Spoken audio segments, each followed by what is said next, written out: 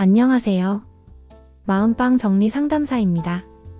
오늘은 아이를 양육하는 부모님께 꼭 필요한 심리 발달 지식을 알려드리겠습니다. 우리가 흔히 걱정하는 아이의 행동 대부분은 사실 정상적인 발달 단계에서 자연스럽게 나타나는 모습입니다.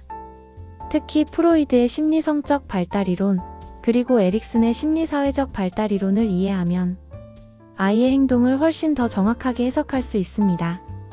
이 두 이론은 아이의 성격, 행동 패턴, 정서 안정이 단계별로 어떻게 형성되는지를 설명해 주기 때문에 부모가 이 기준을 알고 양육하면 문제 행동을 예방하고 건강한 자아를 형성하는 데 큰 도움이 됩니다.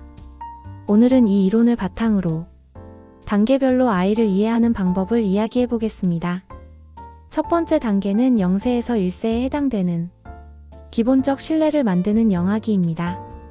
영아기의 아이들은 울음으로 감정을 표현합니다. 이 울음은 버릇이 아니라 부모에게 보내는 생존 신호입니다.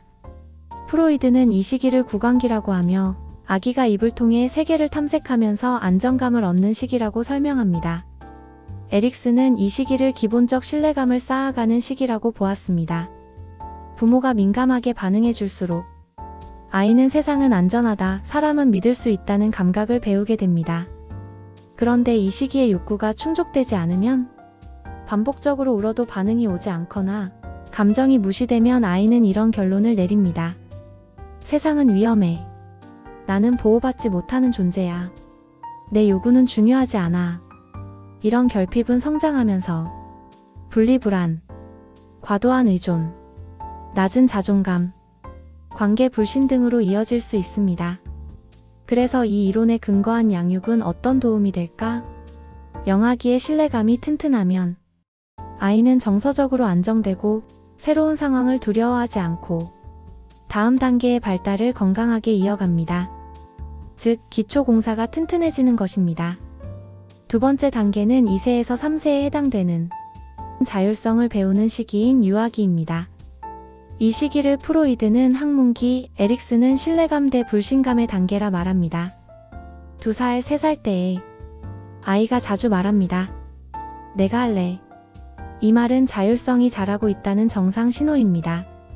이 시기 아이는 스스로 해보려는 시도를 반복하면서 나는 할 수 있다는 감각을 배우게 됩니다. 그런데 이 욕구가 억압되면 어떤 문제가 생길까요? 부모가 조급하거나 완벽을 요구해서 그렇게 하지 마. 빨리 해. 내가 해줄게. 라고 반복적으로 제지하면 아이 마음속에는 이런 메시지가 남습니다. 내 선택은 틀렸나 봐. 나는 제대로 못해. 실수하면 안 돼. 이 결핍은 자라면서 지나친 수줍음, 자기주장 부족, 결정 회피, 실패, 과민성 등으로 나타날 수 있습니다. 이론의 근거에 양육하면 어떤 변화가 생길까? 부모가 기다려주고 시도 자체를 지지해주면 아이는 나는 스스로 할 수 있는 존재다 라고 하는 건강한 주체성을 갖게 됩니다.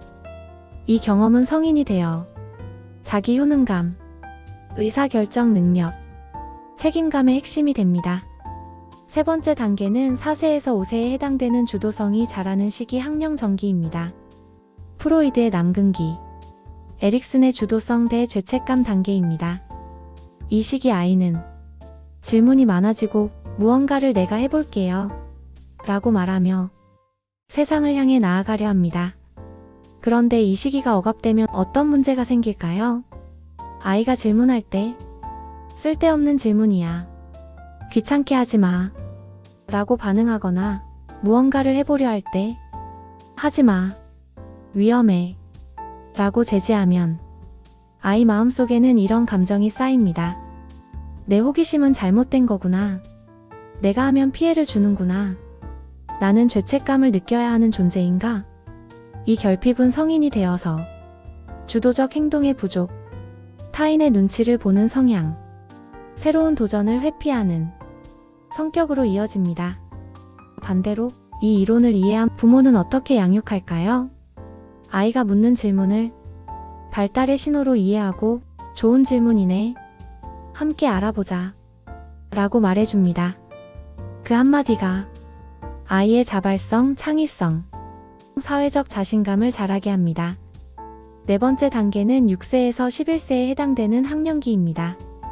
에릭슨은 이 시기를 근면성대 열등감의 시기라 하였습니다. 이 시기 아이는 노력과 성취를 통해 자신의 가치를 배우는 시기입니다. 그러나 이 시기의 욕구가 무시되면, 비교와 비난이 반복되면 아이는 이렇게 느낍니다. 나는 열등한 아이야. 해도 안 돼. 난 다른 애들보다 못해. 이 결핍은 낮은 성취감, 회피 성향과 자신에 대한 부정적 믿음으로 이어집니다. 이론에 따른 적절한 양육은 결과보다 과정과 노력을 칭찬하는 것입니다. 그렇게 하면 아이는 나는 노력하면 할 수 있는 사람이다 라고 하는 건강한 근면성을 갖게 됩니다. 성인이 되어서도 집중력, 인내력, 자기관리 능력이 뛰어나게 됩니다. 다섯 번째 단계는 12세에서 20세에 해당되는 정체성을 찾는 과정인 청소년기입니다. 에릭슨 이론의 정체성 대 역할혼란 시기인 이 시기에는 아이가 나는 누구인가? 를 찾는 시기입니다. 그런데 이 시기를 억압하면 어떤 문제가 생길까요? 부모가 아이의 취향, 스타일, 관심사를 불허하거나 비난하면 아이는 자신에 대해 혼란을 느끼고 나는 무엇을 좋아하는 사람인가? 나는 어떤 사람이 되어야 하지? 를 찾지 못하게 됩니다. 결국 성인이 되어 자기 기준 부족, 타인의 평가에 흔들림, 정체성 혼란이 생길 수 있습니다. 반대로 이 이론의 기반에 지지해주면 부모가 요즘 이런 스타일이 좋구나. 이 음악의 어떤 부분이 좋아? 이렇게 질문해주면 아이의 자아 정체성은 단단하게 형성됩니다. 마지막으로 마음방 정리 상담사가 부모에게 드리는 마지막 조언입니다. 아이의 발달은 프로이드와 에릭슨이 말했듯 각 단계마다 해결해야 하는 과제가 있습니다.